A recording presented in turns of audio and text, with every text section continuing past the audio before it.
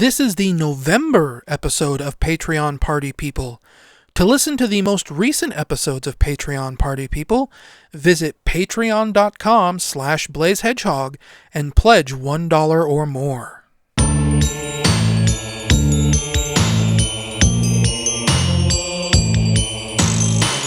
Hello and welcome to a very belated version of the Patreon Party People podcast. It is currently November the 11th, 2016, and the reason why this is so late is because I have a couple things waiting in the wings. I'm waiting for other shoes to drop, and I figured it would be better to do these podcasts after those things have happened, and they kind of haven't happened, so at some point you just need to say, screw it, it's taken long enough. I just need to get the podcast out. And one of the shoes I'm waiting for to drop is... Okay, so I guess I'll start way back at the beginning. This would have been September 27th. To better explain this, I made a game over the course of October. It's called OverBite. You play as Dracula, who is kind of disgruntled and unhappy about how his castle has turned into this awful tourist attraction.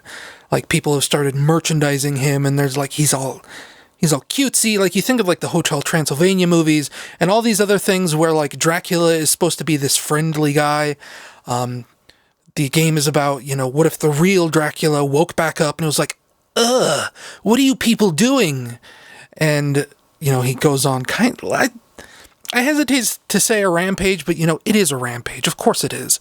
You run around and you tear down posters and you break up merchandising carts and you bite tourists and you suck their blood. After a while, I realized, one of my friends, Drac, he was streaming the Ape Escape games, and while he was streaming Ape Escape, I had this light bulb go off in my head and was my OverBite game about Dracula, it's kind of like Ape Escape, because the whole game is kind of just about, chasing down and then catching things. But instead of, catching apes with this weird cyber net, you just run up and you bite them in the neck. It was made for Clickteam Fusion is the software I use to make games. It's by the company Clickteam. And around September the 27th, they announced that they were doing this game jam / contest called Weirder Stuff, and that's kind of a play on Stranger Things, that Netflix series. And this is where things start to get confusing for me, because it wasn't just a contest, and it wasn't just a game jam. So, the whole problem with all of this is that I'm still not entirely clear on all this.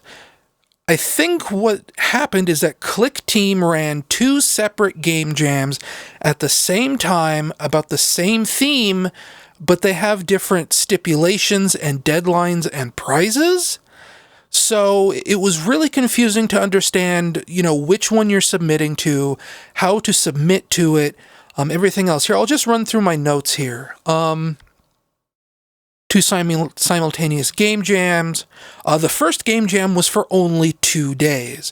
It was for October 1st and October 2nd. You had to make a game in Clickteam Fusion in those 2 days.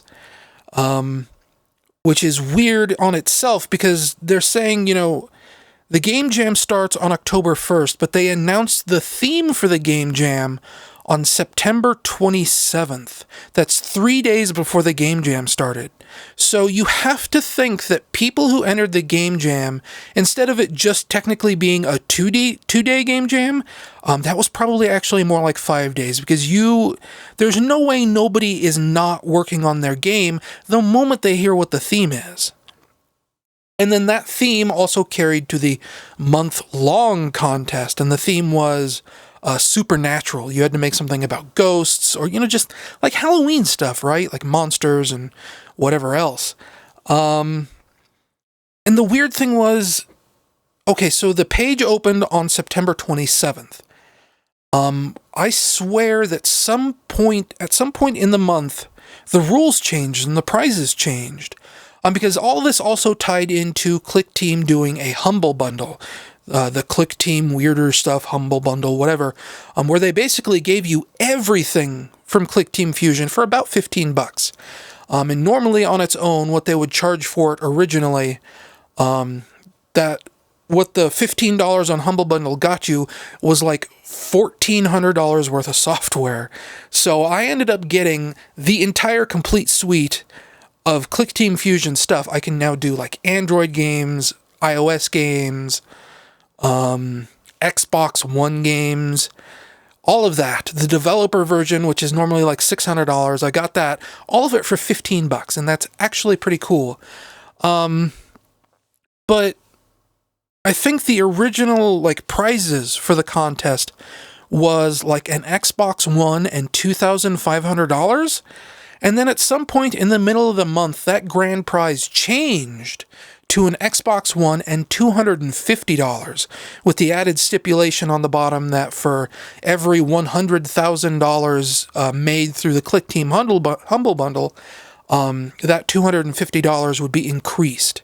So I think it was that for every $100,000 they made in the Humble Bundle, they'd add another $250 to the grand prize pot, which to me sounds like the grand prize pot is only $250, because there was a tweet from Clickteam at some point where they said the Humble Bundle wasn't selling as well as they hoped it would. So, I think, I don't know. I feel like the whole Humble Bundle thing was Clickteam trying to get like a cash injection, because Clickteam Fusion 3 is coming down the pipe here soon. They've been like teasing it up a lot lately of all the improvements they're making and all like this stuff you can do for it. And I think maybe they're running out of money. But back to the contest. Okay, so the rules changed, the prizes changed. Whatever, that's probably not that big of a deal. I wanted to enter this contest back when it was $2,500. I wanted to enter this contest because I figured I'd use that money to fix our car. It's not really doing super well right now. And come, gosh, it might be March or February of this year, we have to redo our emissions test, and I don't think it's going to pass emissions. So we might actually be without a car for quite a while coming up here real soon. But anyway, having an Xbox One also wouldn't be the worst thing in the world. Whatever, we'll see. There's a lot to think about there and a lot to unpack, and I'm trying to tell a story. So anyway, back to this contest. Of course they can change the rules. It's their contest. And in fact, a lot of the rules on this contest were actually fast and loose. Like, there wasn't a lot of rules about what you could and couldn't do for the contest, which is why I say back when they announced the theme, 2 days, 3 days before the deadline, or before the original Game Jam started. See, it's really hard to keep all this stuff straight in my head. Back when they announced the theme days before the actual Game Jam started, I'm willing to bet that people actually started working on their games early. If you were working on the month-long Game Jam, you could start at September 27th, and there was nothing in the rules that said you couldn't. This is the weird confusion of this contest/Game Jam/other Game Jam, right? Okay, so October rolls around, and I think I mainly spent the beginning of September working on sprites. Way back, like in 2008, 2007, something I do sometimes when I was bored is I just like doodle in an art program. And I don't mean like with a pen and pencil, because I don't have a drawing tablet. I mean, I just like sketch stuff out with my mouse. And way back when, if you check my DeviantArt account way back then, I drew like this funny kind of hapless looking Dracula. And I don't know why, but when this Game Jam popped up for a supernatural theme, I was thinking, gosh, well, what would be fun and supernatural? What if you played as Dracula? And instantly, this old DeviantArt picture of Dracula that I drew popped into my head, and I thought, wow, he's kind of like dumb and goofy looking and kind of cute. I'll just make a game about him. So I started making sprites in the style of this Dracula, and that's how it started. And I worked the entire month of October on this game. Just basically solid as much as I could. And then it comes down to the deadline. The deadline is October 31st at midnight. And this is another point of confusion here, because when I asked Clickteam over Twitter, when is the deadline? What time zone is the deadline? They told me it is midnight at whatever time zone you currently live in, which says to me that there is no way that they actually know when the deadline is. How do I even describe this? I'm bad at time zones anyway, but it basically means that Pacific people get an extra hour than me because I'm Mountain Standard Time. And that means that when it's Mountain Standard Time for me, the deadline has already passed by 2 hours for people on the East Coast. That's just, nobody does that. That's such a messy way of doing this. So anyway, it's coming down to midnight my time, and I am starting to panic because I spent almost the entire month just building the game mechanics for OverBite. At first, I'll get to this later, but I wanted it to be a Metroidvania. I didn't want it to be a Metroidvania. All this stuff, but it took me so long just getting together Dracula's abilities, spriting and coding all of the enemies, doing all the sound effects, that it came down to the night or the morning of October 30th. And I was just finishing up, I guess, the engine that would power the game. And I thought, okay, I have 24 hours to make levels. And I did the entire last half of October 30th and all day October 31st. I was just pumping out levels as fast as I could. And all things considered, the fact that I got 4 fairly coherent levels out the door in around 30 hours is sort of insanely impressive to me. Holy crap, how... I don't even know. I'm starting to think that my workflow could probably be optimized a little bit more. I think sitting here with my other TV on in the room watching YouTube all day, I claim to be able to multitask and to, I need something on while I work to help me work, but I don't think that's the case at all. I think I actually end up sitting here and watching YouTube more than I think I do. And that entire last 36 hours, I turned everything off. I turned off the internet. I turned off the TV. I went.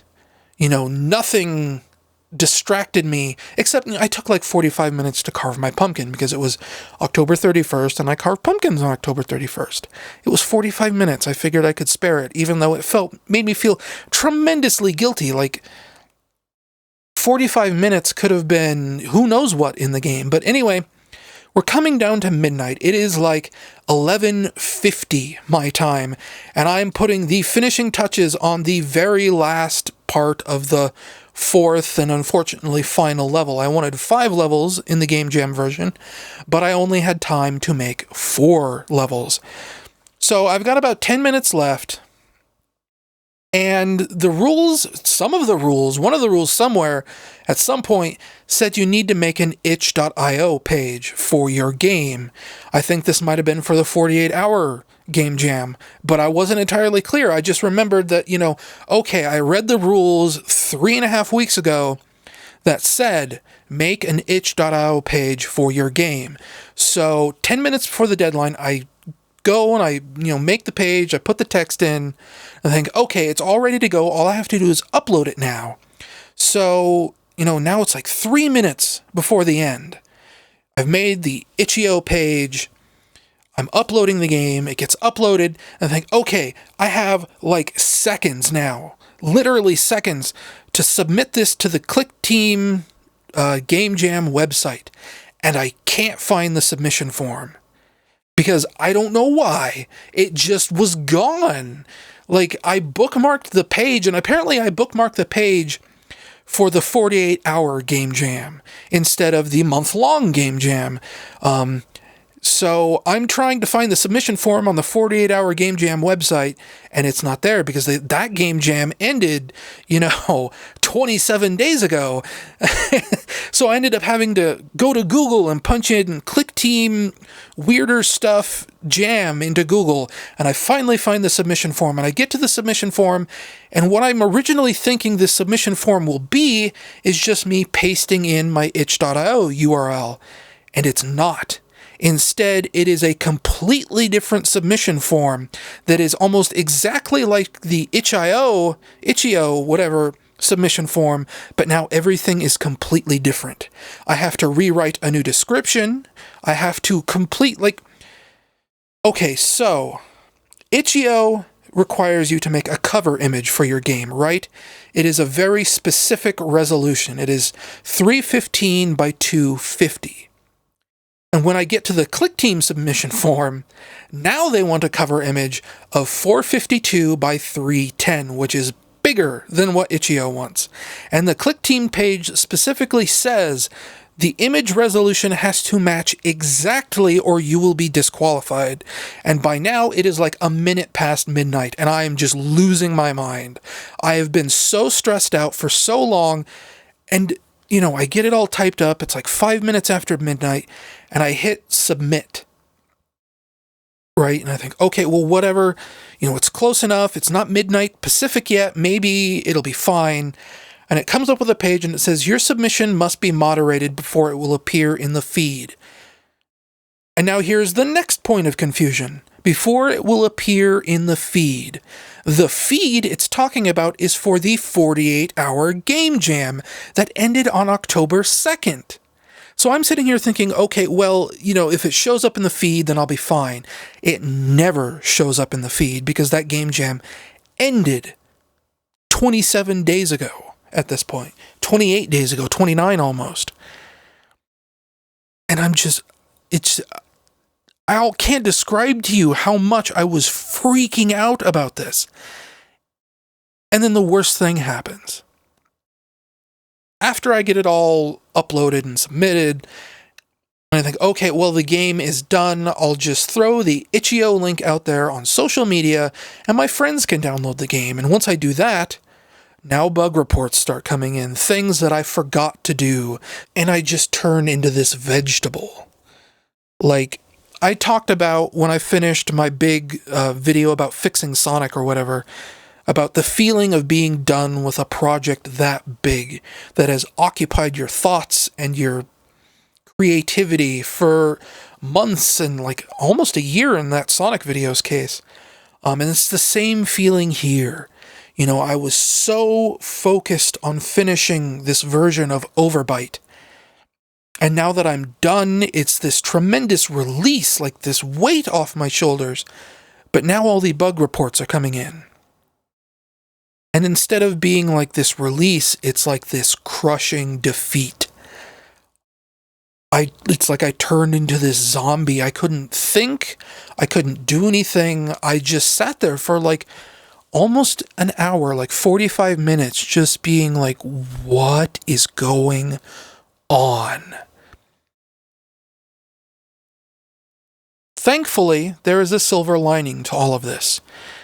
And that's, I contacted Clickteam. I posted about it. itch.io, gosh, I don't know how to say that.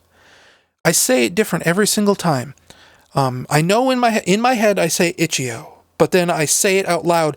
For some reason, sometimes it comes out itch.io, sometimes it comes out itch.io. I don't know. Anyway, itch.io has forums. They don't have any other kind of messaging service, but I guess for game jams, they let you set up a forum. So I made a post in the Clickteam Stranger Things Weirder Stuff Game Jam forum saying, okay, here's all the time I worked on my project. Here's what your submission form told me. My game never showed up in the submission feed. What are we doing? What can I do to make sure my game gets in there?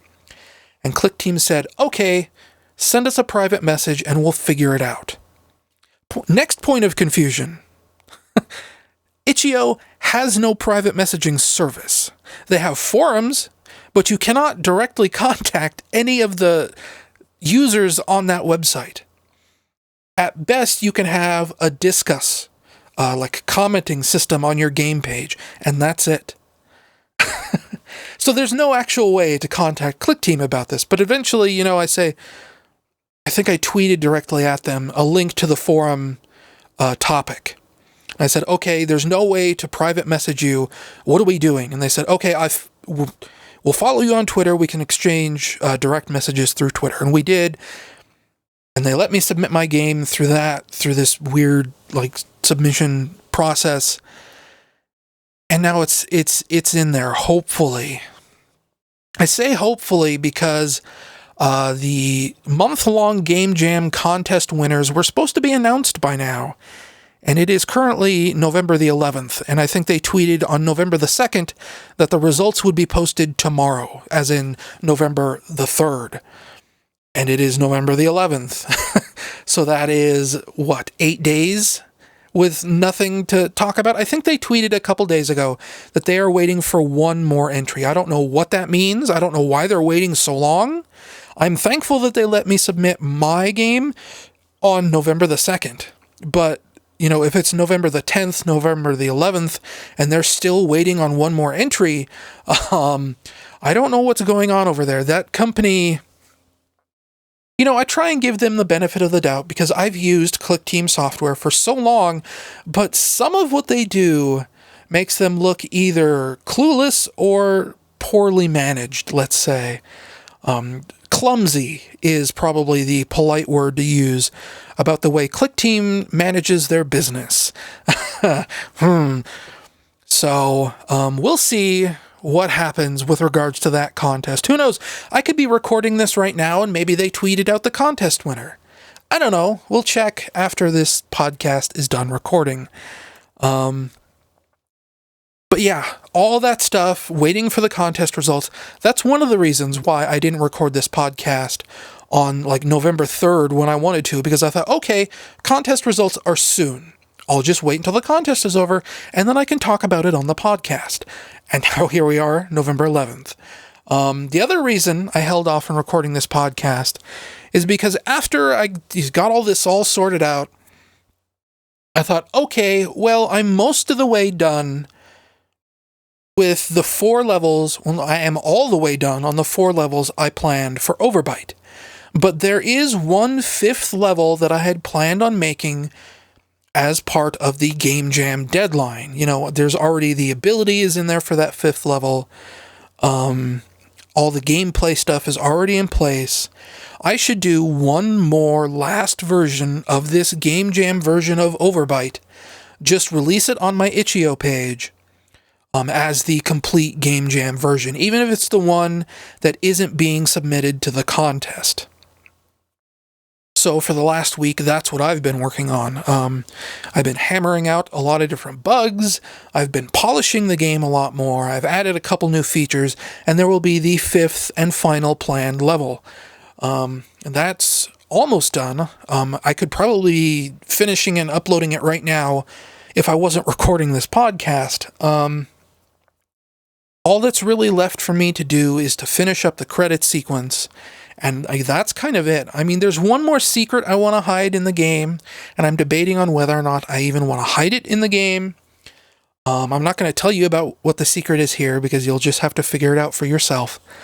But hopefully by the end of today or tomorrow, November the 12th, the quote-unquote final version of OverBite will be released.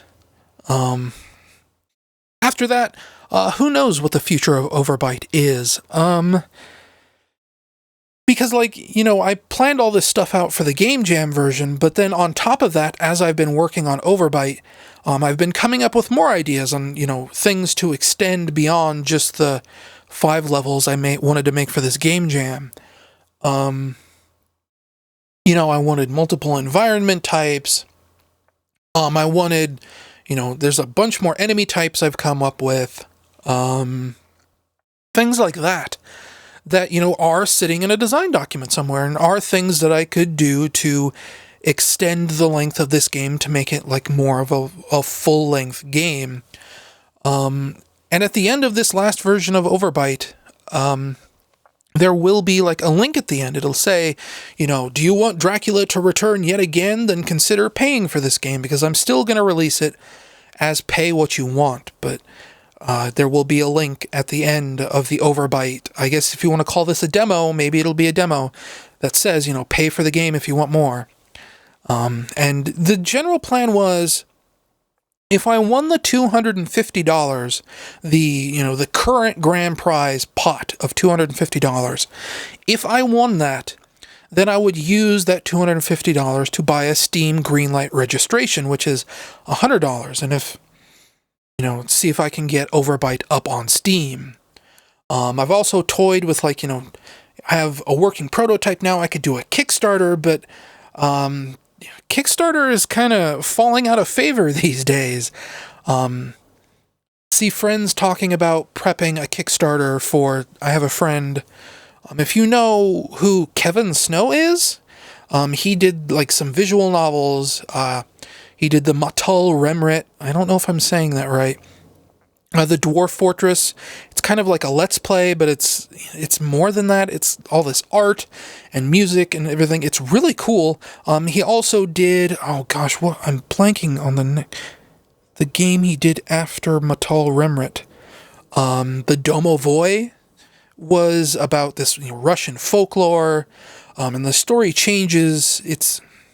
I'm not doing a very good job describing these games. Let me back up a little bit. The Domovoi that's one of his visual novels, and it's this Russian folklore tale of this creature called the Domovoi. And the conceit of the game, or the visual novel is a game, but the whole conceit of this is that the story changes as it gets told to you, because you can make choices during the gameplay on, what happens next. And I guess that's probably typical visual novel stuff, but it's done in such a way that feels unique still, because you think of a visual novel and you think of something like, I don't know, those Sakura games on Steam, or Nico Para, or I guess Neko Para,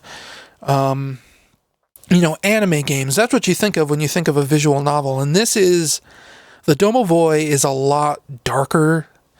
It's a lot grittier. It's a lot grimier. It's a lot more interesting to me, I think. And then, his next game after that was, I think, another visual novel called Beneath Flows. It was about this Alaskan tribe of indigenous people, and it was like another folklore kind of thing. Admittedly, I didn't play Beneath Flows, and now that I think about it, I don't know why. I liked the Domovoi. I was technically in Matul Remrit. I was part of the forum he did that at, originally. I was the first character killed off, a dwarf named Hog.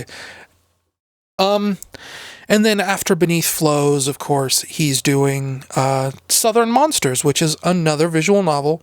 Probably looks like the most complex visual novel he's done yet.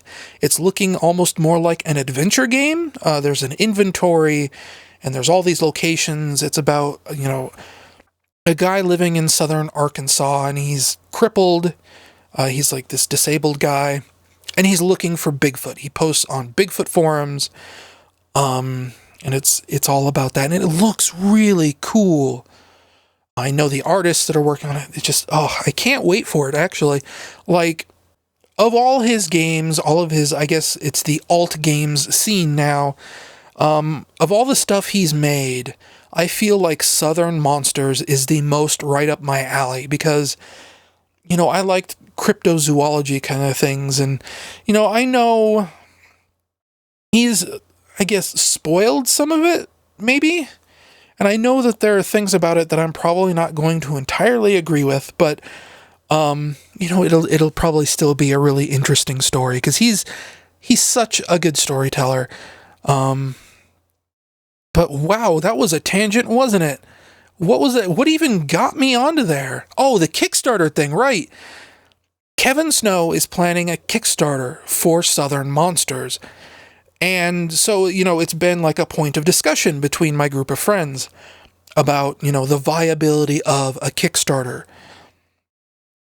And it is hard to scare up even $10,000 on Kickstarter these days, unless you're a big, like, AAA publisher, unless you're Shenmue 3 or you're Tim Schafer or whatever. You're not going to get any more than like a few $1,000s.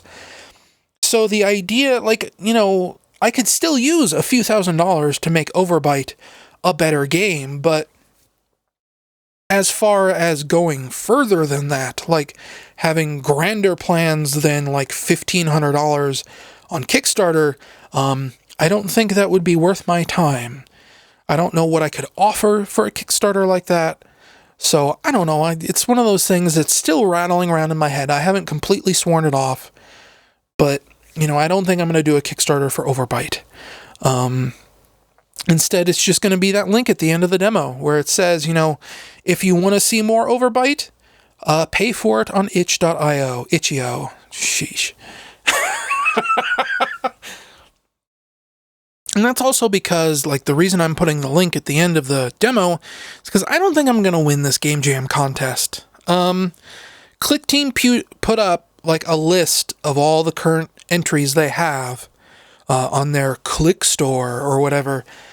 And there's about, we'll say, 10 or 15 entries, and there are a couple of pretty big contenders that I feel like I can't match up against. Like, okay, I don't usually, like, have positive things to say about myself, but I feel like OverBite is probably the most charming game in this Game Jam list of, entries or whatever. I probably have the cutest art, the best main character, etc. like that. But where everyone else seems to be beating me is in the sheer amount of content. My number one rival is a game called Tattle and Tale. It's sort of like a 2D platformer where you're this boy being followed around by a ghost, and I think you can use the ghost to attack things and whatever. Tattle and Tale has 14 levels. So while I have, like, really good art direction, I only have 4 levels. And Tattle and Tale, even though I don't think it's as cute as my game is, it's still pretty cute. The graphics look pretty good. And I think he is, the frontrunner to winning this Game Jam contest. So I'm already obviously looking into other ways to get up the money to do a Steam Greenlight registration. I haven't really actually had a chance to play any of the Game Jam entries. When you go to the Click store, they're all listed for $0 because you're supposed to buy them or whatever, but you get them all for free. I technically, quote unquote, bought all of the entries for the Game Jam, but I've been so busy working on this last version of OverBite that I haven't actually had a chance to play any of my competitions. So, there might actually be like a sleeper hit in this list somewhere that's going to come out of nowhere and show us all up and be like, wow, I didn't even think, because all I've been doing is judging books by its cover. The only reason I know so much about Tattle and Tale is because Clickteam retweeted them a couple times over the course of the contest. So I ended up, like, checking out the guy. He's like Sinclair Strange on Twitter. I ended up, checking him out a couple times, and I saw him talk about, the impending deadline. I only have 14 levels. Like, I have 4 levels. And I think he even has a boss in Tattle and Tale, which should tell you how outclassed I probably am in that regard. So, I think he's going to win it. I think Tattle and Tale is going to be the winner of this Clickteam Weirder Stuff month-long Game Jam contest or whatever. But, I'd like OverBite to live on if it could. I think that's about it as far as that goes. That's literally been my entire month, is everything I just talked about right there. Even if I ended up going off on a couple tangents there at the end. What have I been playing this month? Like, literally nothing casually. There has been no recreation time for me this month. If I've played any games this month, they have been for work. They have been for TSSZnews.com. Like, for example, I played most of the way through Sonic and Boom Fire and Ice for the 3DS. And at some point over the course of October, I eventually just had to say, screw it, I can't play Sonic Boom anymore. I have to work on OverBite. But I did get about like 80% of the way through the game before I stopped. And some quick thoughts on the 80% point of this game. It's all right. I don't remember if I talked about this in September or not. I don't think I did, because I think the game came out like a couple days before the Game Jam started, but wait, that would have been October, wouldn't it? Yeah, maybe I did talk about this. Like October is just this void in my brain. Like, you think about a timeline in your head and it goes September and then there's just all this blank space and then suddenly it's November. That's been my life. But Sonic Boom is an alright game. It's not a great game. It's above average, but it is below great, is what I guess I'll say. There's a lot of stuff that like really baffles me about Sonic Boom Fire and Ice, where so much of it is just like a copy of the first game. Like all the levels are basically the same. Well, I don't want to say the same, but you do the same stuff in them. They obviously took the engine from the first game and just did a sequel on it. And I think Fire and Ice feels like the game they probably wanted the original Sonic Boom Shattered Crystal to be, in that sense. The only thing that really like makes it different and unique and better, they shrunk down the levels, they streamlined them all, but the thing that really I think makes this game more fun than the last game is now they've cranked up the difficulty just a little bit, to where now it feels like you actually have to try to play the game. It actually requires you to pay attention to what you're doing. It engages you better in what is going on in the levels, and I think that's important. That is what is really what the fun of this game is hinging off of, is just the idea that it's a harder, more challenging, more engaging game than the first one, even though it is so close to identical to what the first game was. I mean, there's a bunch of other stuff, but that is the primary thing that makes Sonic Boom Fire and Ice sort of a different experience. Just not that different of an experience. And then, of course, Sage was last month. Contributing to the complete void of October, I had to review 22 Sage games in about a week. Normally, like, I relish that kind of challenge, but for the last 3 Sages, I feel like there's always been something else in my life that has prevented me from doing Sage the way I normally enjoy doing it. But I probably was more on time with my Sage reviews this year than I've ever been. So, that was okay. Sage was like a lot of October. It was such a blur. I almost don't remember anything that happened during Sage. I remember a couple games. Most notably was on the last day of Sage, Sonic Utopia came out. And if I sound a little bit stuffy all throughout this podcast, I don't know what it is. I think it might just be fall weather.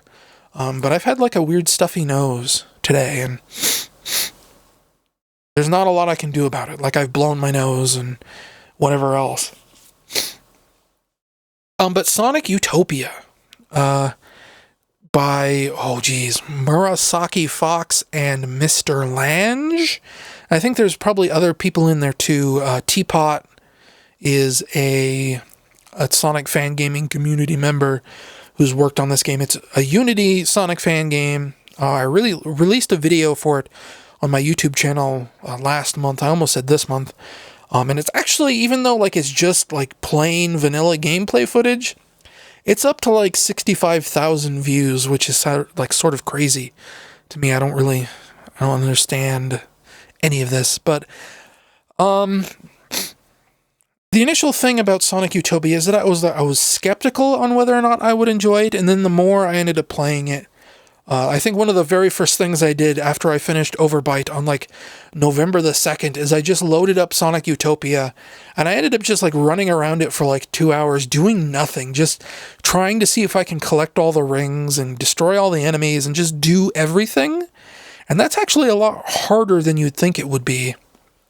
I think in the entire 2 hours I spent just wandering around Sonic Utopia, I got like maybe halfway through the level, which tells you just how big this level is. But I suppose I should explain for posterity's sake.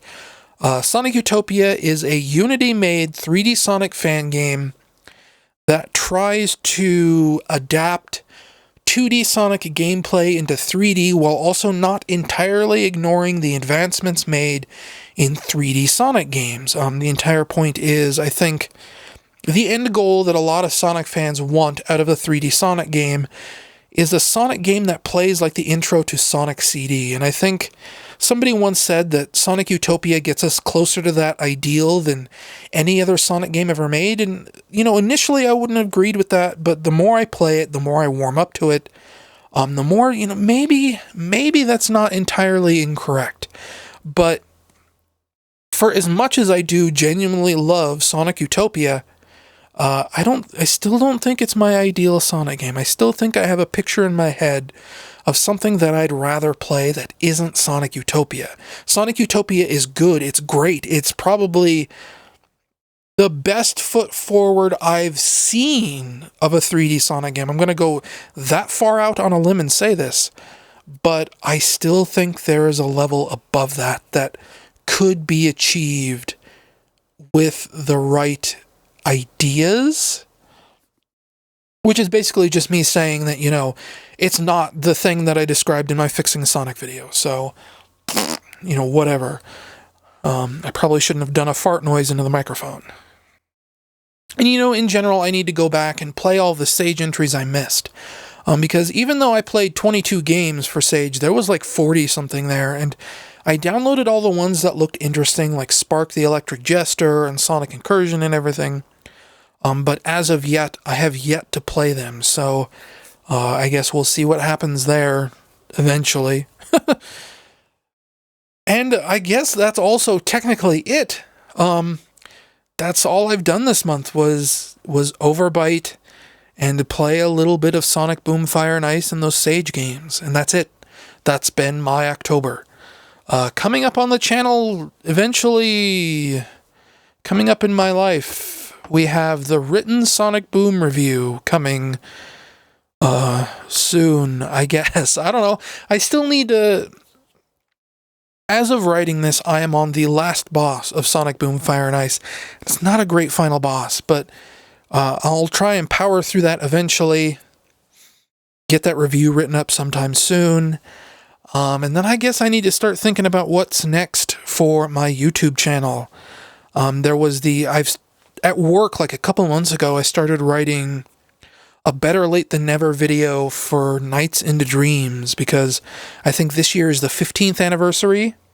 There's also the Sonic 06 10th anniversary coming up in about 3 days, and I wanted to do something for that, because I feel like my glitch montage video is kind of like an important part of the Sonic 06 melange or whatever. Maybe I'm overstating that. I'm probably overstating that. But it is the most popular video on my YouTube channel. So at least for the 10th anniversary of this game, I feel like I need to do something. Like I wanted to do like an HD 60 frames per second version of the glitch montage with new content and whatever, but I don't know if I'll be able to get around to that in 3 days. Because, once I finish with OverBite, I'm just going to want to melt into a puddle. But I should figure out something in that regard. That'll be Monday. It is currently Friday. So, and then after that, I don't know. Tristan asked me if I wanted to review Lego Dimensions for the Sonic figure. That's going to be an expensive endeavor. So I told him that. I said I'd review it if he felt like spending $120 on all this Lego Dimensions stuff that I'll need to like actually review the game properly. And, if he backs down from that, I don't blame him.